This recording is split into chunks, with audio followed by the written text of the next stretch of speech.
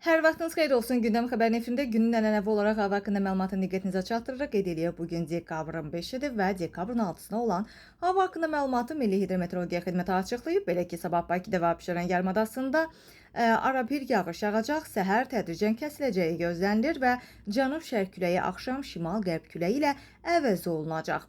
Milli Hidrometeorologiya Xidməti xəbər verir ki, havanın temperaturu gecə 8-10 dərəcə isti, gündüz isə 12-15 dərəcə isti olacağı gözlənilir. Azərbaycanın bölgələrinə gəlincə, rayonlarımızda isə hava əsasən yağmursuz keçəcək və bəzi yerlərdə arabir duman olacağı ehtimalı var və mülayim qərb küləyi əsəcək.